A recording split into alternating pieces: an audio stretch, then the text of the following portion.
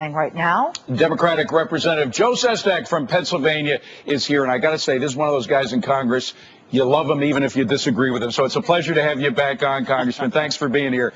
Thanks, let me talk about the Baucus bill first, because Senate and Congress are going to have to reconcile their bills. Doesn't the Baucus bill have a tax on middle-class health plans, and isn't that one reason why a lot of people in Congress are against it? Yes, the concern with the Baucus bill is that it's taxing these employer-based health care plans via the insurance company. The real issue, though, is that it's tied to inflation having to do with the consumer price index rather than the health index, which is much greater. So eventually it's going to bring in not just the more wealthy health care plans, but it's going to bring in middle-class average America. You know, when I listened to this discussion just before that, the issue really comes down to this. The health insurance companies want 40 million American customers by a better subsidy system and a stronger mandate than the Baucus bill has, not dissimilar to what the House does have. But what they don't want to have is a fair competition, because 94% of all health insurance markets across America, David, according to the Department of Justice, are in a non-competitive market. That is, they're almost monopolistic or cartel dictated by the insurance companies. That's why Liz's point is so important. We actually need a public option out there to get back to competitive pricing.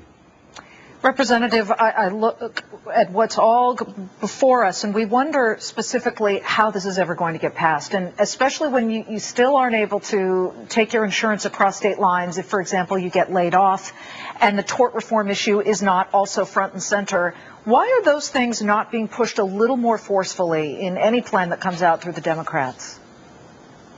Of interest, Liz, you bring up a great point about breaking down barriers among the states. The actual health insurance exchange that the House bill has in it, that every insurance company can put a plan in there, as well as the public option. Those are nationwide plans. They actually spread the risk in a national pool. You actually achieve what you just spoke about by spreading the risk in national pools. It's a different way of achieving what you spoke about.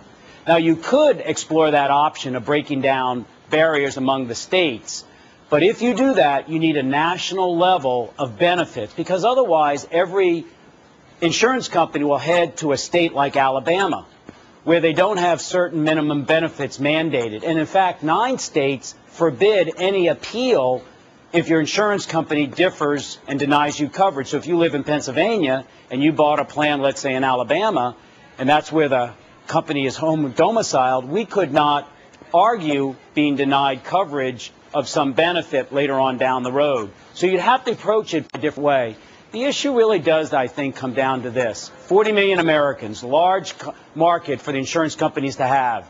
Can you get a public option that's fair, not mandated to be in it, and not subsidized by the U.S. government, but by the co-pays of the premiums? Call it Blue Cross Blue Shield Jr. if you want, but get fair competition once more in the health insurance market industry. All right. Once again, by the way, you say 40 million Americans. People would dispute that figure, whether they're all Americans, but we're not going to argue about little points like that on a day like today, on Columbus Day, when we're all celebrating. And Congressman, we are so grateful to see you again. Thank you very much for being here. Thank you, Representative.